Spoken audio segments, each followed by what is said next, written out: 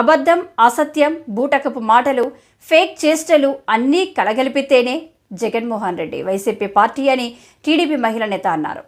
YCP పార్టీని నమ్మే పరిస్థితిలో ప్రజలు లేరని పరోక్షంగా జగన్పై ఆమె విమర్శలు గుర్తించారు. జనవరిలోనే ఎందుకంటున్నానంటే ఇది దానికి సంబంధించినటువంటి ఒక ఎఫ్ఐఆర్ కాపీ. ఏదైతే ఇవాళ రోజున నిందితుడు ఉన్నారో అతని మీద వీళ్ళకి సంబంధించినటువంటి వ్యక్తులందరూ పెట్టినటువంటి ఒక హత్యాయత్నం కేసు ఇవన్నీ ఉన్నాయన్నమాట. సో వీటికి సంబంధించి ఇద్దరు వ్యక్తుల మధ్య ఉన్నటువంటి గొడవని, ఇద్దరు వ్యక్తుల మధ్య జరిగినటువంటి ఒక గొడవని తీసుకొచ్చి పార్టీలకు ఆపాదిస్తున్నాడు.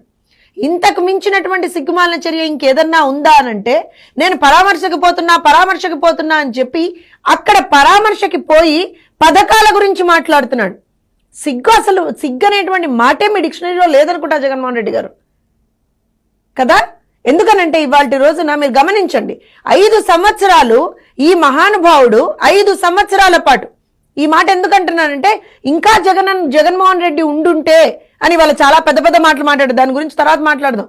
కానీ నీవున్న 5 సంవత్సరాల్లోనే వేల సంఖ్యలో దాడులు, వేల సంఖ్యలో హత్యలు ఇన్ని జరిగినా సరే ఏ రోజున కనీసం నోరు మెదపనట్టు నీవు అంటే ఒక 15 ఏళ్ల పిల్లవాడిని నడి రోడ్డు మీద పెట్రోల్ పోసి తగలబెట్టేస్తే ఎక్కడా మాట్లాడనటువంటి నీవు, నీ పార్టీకి సంబంధించినటువంటి ఒక ఎమ్మెల్సీ ఒక దళిత యువకుడిని చంపేసి ఆ శవాన్ని డోర్ డెలివరీ చేస్తే కనీసం మాట్లాడనటువంటి నువ్వు ఇవాల్టి రోజున ఆ రోజున నీ ఇంటికి ప్రాబబ్లీ ఒక కూతవేటు దూరంలో, తాడేపల్లి ప్యాలెస్ ఒక కూతవేటు దూరంలో ఒక అభాగ్యురాలి మీద అత్యాచారం జరిగితే కనీసం మాట్లాడనటువంటి నువ్వు ఇవాల్టి రోజున బయటకు వచ్చి పరామర్శ అనేటువంటి ఒక పేరు చెప్పుకొని బయటకు వచ్చి ప్రభుత్వం మీద విమర్శలు గుప్పిస్తావా, ప్రభుత్వం మీద విషం చిమ్ముతావా, వెళ్ళి నేను ఢిల్లీలో ధర్నా చేస్తానంటావా? మరి అన్ని సంఘటనలు జరిగినప్పుడు ఏ రోజున నువ్వు ఢిల్లీలో ధర్నా చేయలేదే, ఏ రోజున మాట్లాడలేదే?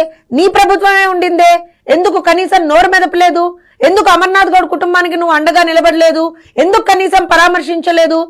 అదే ఎందుకనంటే ఈ మాట ఎందుకు చెప్పాల్సి వస్తుందంటే, అదే నర్సరావుపేట పార్లమెంట్ కి సంబంధించినటువంటి ఆ పరిధిలో మాచర్లలో కావచ్చు, లేకపోతే పల్నాడులో కావచ్చు, కంచర్ల జల్లయ్య 2022 జగన్మోహన్ రెడ్డి గారు గుర్తుందా? కంచర్ల జల్లయ్య ఏ రకంగా హత్య చేశారో గుర్తుందా? మరి ఆ కుటుంబాన్ని ఎందుకు పరామర్శించలేదు మీరు వెళ్ళి? జై జగన్ అనేటువంటి ఒకే ఒక్క కారణం చేత, ఒకే ఒక్క కారణం, జై జగన్ అనలేదు అనేటువంటి ఒకే ఒక్క కారణం చేత తోట చంద్రయ్య అదే 2022లో మాచర్ల వెల్దుర్తి మండలంలో తోట చంద్రయ్యని చంపినప్పుడు మరి వాళ్ళ వినుకొండ వరకు వెళ్ళానని చెప్పుకుంటున్నావు కదా, మరి పక్కన ఉన్నటువంటి మాచర్లకి వెల్దుర్తికి వెళ్ళి ఎందుకు ఆ కుటుంబాన్ని పరామర్శించలేదు? ఎలాగో ఇన్ని రోజులు పరామర్శించలేదు, ఇప్పుడైనా పోయి పరామర్శించాల్సింది కదా. అలానే ఇదే నర్సరావుపేట టౌన్ లోనే షేక్ ఇబ్రహీం, గుర్తుపెట్టుకోండి, గుర్తు తెచ్చుకోండి ఇవన్నీ జగన్మోహన్ రెడ్డి గారు. 2022వ సంవత్సరం షేక్ ఇబ్రహీం ని చంపేస్తే ఎందుకు వెళ్ళి నువ్వు పరామర్శించలేదు? పోనీ నీ కడప జిల్లా, నాది కడప జిల్లా, నేను కడప జిల్లా వాడిని చెప్పుకొని తిరుగుతావు కదా. కడప జిల్లాలో 6 బీసీలని హత్య చేస్తే ఒక్కరిని కూడా నువ్వు పరామర్శించలేదే. రాష్ట్ర వ్యాప్తంగా నీ హయాంలో 32 మంది బీసీలని హత్య చేశారు, 11 మంది మైనారిటీల మీద దాడులు జరిగాయి, 11 మంది మైనారిటీలు ప్రాణాలు కోల్పోయారు ముస్లింలు. అలానే 27 మంది ఎస్సీలు ప్రాణాలు కోల్పోయారు. ఈ లెక్కలు నేను ఏదైతే చెప్తున్నానో ఏ ఒక్క కుటుంబం దగ్గరికి వెళ్ళి నువ్వు ఏ రోజున పరామర్శించలేదే. ఏ ఒక్క కుటుంబానికి కనీసం నీకు సంబంధించిన అయ్యో అనే ఒక మాట నీ నోట్లోంచి రాలేదే. ఇవాళ మాత్రం పరిగెత్తుకుంటూ వచ్చావు. అంటే నీకు సమస్య ఉందంటే 11 ఏళ్ళు పడుతుంది కదా కనీసం ఒక రెస్పాన్స్ ఇవ్వడానికి. అదే శవం ఉందంటే మాత్రం 11 సెకండ్లలో పరిగెత్తుకుంటూ వచ్చేస్తావే.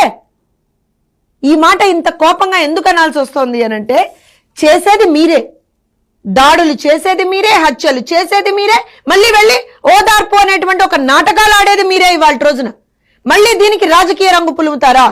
జరిగినటువంటి ఇష్యూ ఏదైతే ఉందో, నియామకాల కోసమే తెలంగాణ పోరాటం జరిగిందని ముఖ్యమంత్రి రేవంత్ రెడ్డి అన్నారు. శనివారం ప్రజాభవన్లో రాజీవ్ గాంధీ సివిల్స్ అభయహస్తం ప్రారంభోత్సవ కార్యక్రమంలో సీఎం పాల్గొని ప్రసంగించారు.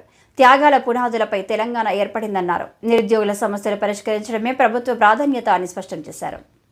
సమస్యల్ని పరిష్కరించాలని ఎక్కడికక్కడ వర్షాలు వస్తే రోడ్ల మీద నడుముల్లోతూ నీళ్లు నిలబడి ట్రాఫిక్ ప్రజలకు అంతరాయం కలిగిస్తుంటే వీటిని పరిష్కరించడానికి హైడ్రా అని ఒక నూతన వ్యవస్థను ఏర్పాటు చేసి ఒక ఐజీ స్థాయి అధికారిని నియమించి ఆ కింద కూడా పూర్తి స్థాయిలో అధికారులను నియమించి ఇటు పోలీస్ శాఖతో మున్సిపల్ శాఖతో వాటర్ వర్క్స్ శాఖతో రెవెన్యూ శాఖతో సమన్వయం చేసుకొని ప్రతి ప్రాంతంలో ఉండే సమస్యల్ని పరిష్కరించడానికి ఒక నూతన వ్యవస్థను మనం ఈరోజు ఏర్పాటు చేసుకున్నాం.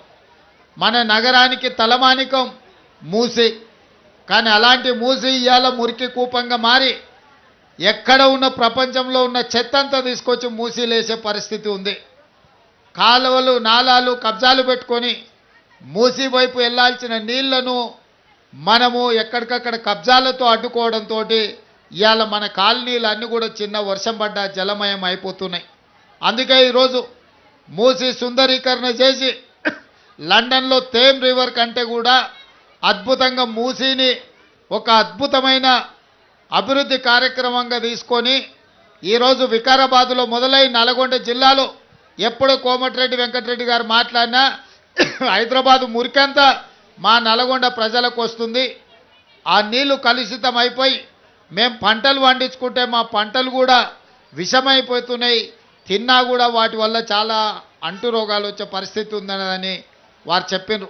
అందుకే ఈరోజు మొత్తం గండిపేట హిమాయత్ సాగర్ ప్రాంతం నుంచి గేట్లు ఎత్తితే నీళ్లు నల్లగొండ వరకు ఒక స్వచ్ఛమైన నీళ్లు ఉండాలని, మూసీని అభివృద్ధి చేయాలని, పెద్ద ఎత్తున మూసీ రివర్ డెవలప్మెంట్ చేయాలని ఈరోజు మన ప్రభుత్వం నిర్ణయం తీసుకున్నది. హైదరాబాదు నగర అభివృద్ధి కోసం, మూసీ పరివాహక అభివృద్ధి కోసం 5 ఏళ్లలో 1,50,000 కోట్ల రూపాయలతోని ప్రణాళికలు సిద్ధం చేసి తొందరలోనే పనులు ప్రారంభించబోతున్నామని చెప్పి మీ అందరి సమక్షంలో ఇవాళ మనం ప్రకటించుకుంటున్నాం. ఎందుకంటే ఈ నగరం అభివృద్ధి చెందినప్పుడే, ఈ నగరంలో శాంతి భద్రతలను కాపాడినప్పుడే, ఈ నగరంలో ఇతర ప్రాంతాల నుంచి వచ్చే వాళ్లకు విద్య, ఉద్యోగ, ఉపాధి అవకాశాలు కల్పించినప్పుడే మన నగరం విశ్వనగరంగా మారుతుంది. విశ్వనగరంగా మార్చుకొని తెలంగాణ రాష్ట్రాన్ని అభివృద్ధి చేసుకోవడము మన బాధ్యత. 2004 నుంచి 2014 వరకు డాక్టర్ వైఎస్ రాజశేఖర రెడ్డి గారు ముఖ్యమంత్రిగా ఉన్నప్పుడు హైదరాబాద్కి కృష్ణానది జలాలు తీసుకొచ్చినాం. హైదరాబాద్ నగరానికి గోదావరి జలాలు తీసుకొచ్చినాం. హైదరాబాద్ నగరంలో పివి నరసింహారావు ఫ్లైఓవర్ని మనం నిర్మించినాం. హైదరాబాద్కు ఆనాడు చంద్రబాబు నాయుడు గారు ప్రణాళికలు రచిస్తే వాటిని కొనసాగించే ఔటర్ రింగ్ రోడ్డు, అంతర్జాతీయ ఎయిర్పోర్టు డాక్టర్ రాజశేఖర రెడ్డి గారు ఉన్నప్పుడు నిర్మించుకొని ఇవాళ మనం అంతర్జాతీయ నగరంగా ఇవాళ మనం అభివృద్ధి చెందినాం. ఇవాళ మన ఐటీ సెక్టర్ కానీ, మన ఫైనాన్షియల్ డిస్ట్రిక్ట్ కానీ, ఒకప్పుడు గోపన్పల్లి అంటే ఎక్కడో ఊరు, గోపన్పల్లి తండా అంటే ఎవరో వెనుకబడ్డోళ్ళు ఉంటారన్నది. ఇవాళ ఈ ప్రాంతం 100 కోట్ల రూపాయలకి ఎకరం పలుకుతున్నది. కోకాపేట, గోపన్పల్లి, ఒట్టినాగులపల్లి, పుప్పాలగూడ ప్రాంతాలు, మంచిరేవుల లాంటి, నార్సింగ్ లాంటి ప్రాంతాలు 100 కోట్ల రూపాయలకి ఎకరం అయినాయంటే ఈ ప్రాంతానికి వచ్చిన ఐటీ కంపెనీలు. రాష్ట్రంలో సీఎం చంద్రబాబు ఆయన కుమారుడు లోకేష్ రెడ్డి బుక్ రాజ్యాంగాన్ని అమలు చేస్తూ బీహార్ కంటే ఘోరంగా మారుస్తున్నారని కడప ఎంపీ అవినాష్ రెడ్డి మండిపడ్డారు. వారి రెడ్ బుక్ రాజ్యాంగం మనిషి స్వేచ్ఛగా బతకాలన్న ప్రాథమిక హక్కులను హతమారుస్తుందని అన్నారు. ప్రియతమ నాయకుడు శ్రీ వైఎస్ జగన్మోహన్ రెడ్డి గారి పిలుపు మేరకు, ఆదేశాల మేరకు రాష్ట్ర వ్యాప్తంగా ఇప్పుడున్న ఈ అధికార పార్టీ తెలుగుదేశం పార్టీ అధికారంలోకి వచ్చినప్పటి నుంచి గడిచిన 6 వారాలుగా వైఎస్ఆర్ కాంగ్రెస్ పార్టీ కార్యకర్తల మీద ఏదైతే దాడులు జరుగుతూ ఉన్నాయో అటువంటి గాయపడ్డ కార్యకర్తల ఇళ్ల వద్దకెళ్ళి వారిలో ధైర్యం నింపండి, వారికి భరోసా ఇవ్వండి అని చెప్పి ఏదైతే జగన్మోహన్ రెడ్డి గారు స్టేట్ వైడ్ కాల్ ఇచ్చారో అందులో భాగంగా ఇవాళ సింహాదిపురం మండలంలో మరి తెలుగుదేశం అధికార పార్టీ కార్యకర్తల దాడుల్లో గాయపడ్డ అబ్బాస్ గారిని ప్రతాప్ రెడ్డిని కానీ, వల్లీని కానీ, వీళ్ళందరి గృహాలు మరి వీళ్ళందరి ఇల్లు మరి విజిట్ చేయడం జరిగింది. నాతో పాటు ఈ మండలంలోని నాయకులు అందరూ కూడా వచ్చి ఈ 3 కార్యకర్తల యొక్క ఇళ్ళకు పోవడం జరిగింది. వీళ్ళకు ఒక భరోసా ఇవ్వడం జరిగింది. పార్టీ అధ్యక్షుడి తరపున, జగన్మోహన్ రెడ్డి గారి తరపున వీరికి ఒక ధైర్యం ఇవ్వడం జరిగింది. ఎటువంటి సమస్య వచ్చినా మేమంతా ఉన్నామని చెప్పి వీరికి స్పష్టంగా చెప్పడం జరిగింది. మరి ఈ నేపథ్యంలో నేను ఒకటే కోరుతా ఉన్నా, ఈరోజు రెడ్ బుక్ రాజ్యాంగం అని చెప్పి సాక్షాత్తు ముఖ్యమంత్రి కొడుకే మాటిమాటికి రెడ్ బుక్ రాజ్యాంగం అని చెప్పి కేవలం కక్షపూరిత రాజకీయాలు రాష్ట్రంలో చేస్తూ ఉన్నారు. ఒక్క వైఎస్ఆర్ జిల్లాలోనే వందల మంది కార్యకర్తల మీద దాడులు జరిగాయి. రాష్ట్ర వ్యాప్తంగా వేల మంది కార్యకర్తల మీద దాడులు జరిగాయి. ముఖ్యంగా ఇది ఏ స్థాయికి పోతా ఉందంటే, 2 రోజుల క్రితం నిజంగా ఆ వీడియో చూడాలంటే ఎంత భయానకంగా ఉందంటే, వినుకొండలో రషీద్ అనే ఒక వైఎస్ఆర్ కాంగ్రెస్ పార్టీ కార్యకర్తను మరి రోడ్డులో కొన్ని వందల వేల మంది సాక్షిగా రోడ్డులో మరి అతని చెయ్యి నరకడము, అతని తల నరకడము చూస్తే నిజంగా మనం ఏ రాష్ట్రంలో ఉన్నాం, ఏ ప్రాంతంలో ఉన్నాం అర్థం కాని పరిస్థితి. అదే కాకుండా ఇదే పులివెందుల నియోజకవర్గంలో వేంపల్లెలో మరి వేంపల్లెలో అజయ్ కుమార్ రెడ్డి అనే ఒక కార్యకర్త, వేంపల్లెలో జగన్మోహన్ రెడ్డి గారు కూడా అతన్ని పరామర్శించడం జరిగింది కడప రిమ్స్కి వెళ్ళి. అజయ్ కుమార్ రెడ్డిని హాకీ స్టిక్స్ తీసుకొని తెలుగుదేశం కార్యకర్తలు దాదాపు 20 మంది గుమ్మికూడి కనీసం 50-20 దెబ్బలు హాకీ స్టిక్స్తో కొట్టి, హాకీ స్టిక్స్ ఇరిగిపోతే బండరాలతో అతని తలకాయ మీద గాయాలు చేయడం జరిగింది. ఇంత పైశాచికంగా, ఇంత కిరాతకంగా తెలుగుదేశం పార్టీ కార్యకర్తలు మరి వైఎస్ఆర్ కాంగ్రెస్ పార్టీ కార్యకర్తల మీద దాడి చేయడం అనేది ఎంత శోచనీయమో ఒకసారి ప్రతి ఒక్కరు ఆలోచించండి. నిజంగా ఈ మాదిరే గడిచిన 5 ఏళ్ళు మేము ఉన్నింటే ఈ పార్టీకి, తెలుగుదేశం పార్టీకి కార్యకర్తలు ఉండేవాళ్ళు కాదు. మేము ఏ రోజు ఆ మాదిరి బిహేవ్ చేయలే, ఏ రోజు మా నాయకత్వం అటువంటి ప్రోత్సహించలే. ఎంతసేపు కులాలకు, మతాలకు, పార్టీలకు, ప్రాంతాలకు అతీతంగా అందరికీ సంక్షేమ పథకాలు అందాలా, ఏ ఒక్కరి మీద కూడా కక్ష సాధింపు అనేది ఉండకూడదు అని చెప్పి జగన్మోహన్ రెడ్డి గారు 5 సంవత్సరాల్లో అందరికీ సంక్షేమ పథకాలు ఇచ్చినారు. పార్టీలు చూడలేదు, ప్రాంతాలు చూడలేదు, కులాలు చూడలేదు, మతాలు చూడలేదు, అందరికీ మంచి చేశారు జగన్మోహన్ రెడ్డి గారు. మరి ఇవాళ వీళ్ళు వచ్చినప్పటి నుంచి రెడ్ బుక్ రాజ్యాంగం అంట. నేను వీళ్ళకి మనవి చేస్తూ ఉన్నా, మీ రెడ్ బుక్ రాజ్యాంగం పక్కన పెట్టండి. డాక్టర్ బిఆర్ అంబేద్కర్ గారు రచించిన రాజ్యాంగాన్ని అమలు చేయండి. Constitution of India book. రాష్ట్ర ప్రభుత్వంపై జగన్ చేసిన వ్యాఖ్యలకు జనసేన నేత కొనిదెల నాగబాబు స్ట్రాంగ్ కౌంటర్ ఇచ్చారు. శనివారం నాడు జగన్ వ్యాఖ్యలకు కౌంటర్ ఇస్తూ వీడియో విడుదల చేశారు.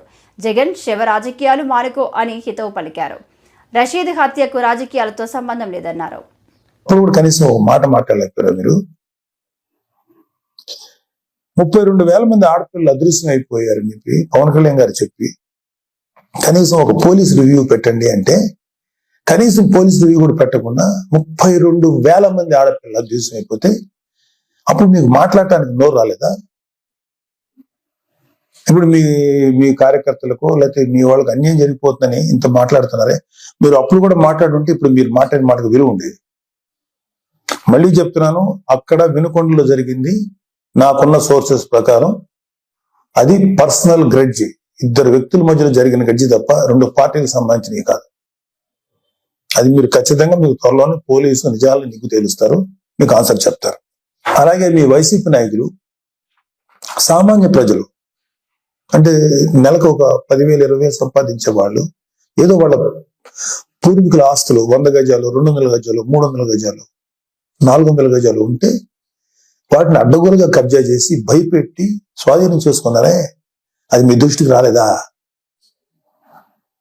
ఇన్ని కేసులు చూసాం మేము ప్రజల్లో తిరుగుతుంటే. ఏ రోజు మీ నోట్ల నుంచి ఒక్క మాట కూడా రాలేదా? అది రైట్ అంటారా? ఏపీ ల్యాండ్ టైటిలింగ్ యాక్ట్ అని పెట్టి ప్రజల ఆస్తులను కాజేయటానికి మీరు ఎంత కుట్ర పన్నారు. దాన్ని మేము సమర్థవంతంగా ఎదుర్కొని ప్రజలకు తెలియబట్టాక ప్రజలు వాళ్ళు సేవ అయ్యారు. మీ దుర్మార్గమైన పరిపాలన నుంచి అది మీకేమి తెలీదా? నిజంగా ప్రజలు ఇవాళ రెండోసారి రాకుండా ప్రజలు తమను తాము కాపాడుకున్నారు కూటమిని ఎన్నుకోవడం ద్వారా. అరే నా కళ్ళ ముందు నేను చూశాను, జంగారెడ్డిగూడెంలో ఒక 20-25 మంది సామాన్యమైనటువంటి పనులు చేసుకునేవాళ్ళు కల్తీ సారా తాగి చచ్చిపోతే మీరు శాసనసభ సాక్షిగా ముఖ్యమంత్రి అయ్యండి ఇది సహజ మరణాలు, న్యాచురల్ గా చచ్చిపోయారంటారా? కల్తీ సరదాకి చచ్చిపోతే కనీసం విచారించి ఆ కుటుంబాలకు ఏదైనా ఎక్స్గ్రేషియం ఏదైనా ఇచ్చి కదా మీరు మాట్లాడాలి. ఇది సహజ మరణాలు. ఒక కాన్స్టిట్యూషన్ ఎంతమంది చచ్చిపోతారంటారా? అది మీకేమి అసలు మీకు ఇచ్చేమనుకుంటున్నట్టు కూడా అనిపించలేదు. అప్పుడు కౌలు రైతులు కొన్ని వేల మంది ఆత్మహత్యలు చేసి చచ్చిపోయారు. వాళ్ళకి కనీసం సింపతి చూపించకపోగా ఏమాత్రం కొద్దిపాటి సాయం కూడా చేయలేదు మీ ప్రభుత్వం, వైసీపీ ప్రభుత్వం. వాళ్ళ కుటుంబాలు రోడ్డు పడిపోతుంటే వాళ్ళ కనీసం సానుభూతి కూడా లేదు మీ దగ్గర నుంచి. అదే తప్పు కదా మీకు? వాళ్ళ పిల్లలు రోడ్లు పడిపోయి నాశనం అయిపోతుంటే అదే రైతులు భరోసా, రైతులకు మీరు ఇచ్చేటువంటి ఇదే. ఒకసారి వెళ్ళి చూడండి, ఆంధ్రప్రదేశ్కి ఒక రైతును అడగండి వైసీపీ ప్రభుత్వం మీకేం చేసిందో. మాకన్నా కూడా మీ వైసీపీ పార్టీకి మాడు పగిలిపోయే ఆన్సర్స్ వాళ్ళే చెప్తారు. నేను చాలా తక్కువ చెప్తున్నాను. ఇంకా వర్షాలకి పంటలు పాడైపోయినాయండి, మాకేంటి దారి అని చెప్పి మీ వైసీపీ ఎమ్మెల్యేని అడిగితే రైతులు ఎరిపప్పులనేంత తులకనగా మాట్లాడితే అరే తప్పురా బాబు ఇట్లా అనకూడదని అని చెప్పాల్సిన బుద్ధి చెప్పాల్సిన ఆ బాధ్యత లేదా మీకు? అప్పుడు మీరేం మాట్లాడలేదా? ఏమంటే మీ పరిపాలనలో గంజాయి, డ్రగ్స్ విచ్చలవిడిగా అమ్ముడైనయే, విచ్చలవిడిగా జనాల్లో చలామణియే, బ్లేడ్ బ్యాచ్లు, దుర్మార్గపు మనుషులు తయారయ్యారే, ఎంతో మంది జీవితాలను పొట్టను పెట్టుకున్నారే. ఆ గంజాయిని ఆపాలను లేకపోతే ఆ డ్రగ్స్ ని కంట్రోల్ చేయాలనేటువంటి ఆలోచన మీకు రాలేదా? ఎందుకు వస్తుంది? మీ కూటమి ప్రభుత్వం వచ్చాక తిరుమల భక్తుల్లో ఆనందం కనిపిస్తుందని ఏపీ హోంమంత్రి అనిత అన్నారు. గతంలో కంటే ఇప్పుడు కొండపై సౌకర్యాలు బాగున్నాయని భక్తులు చెబుతున్నారని మంత్రి తెలిపారు. శనివారం వీఐపీ ప్రారంభ విరామ దర్శన సమయంలో కుటుంబ సభ్యులతో కలిసి శ్రీవారిని దర్శించుకున్నారు.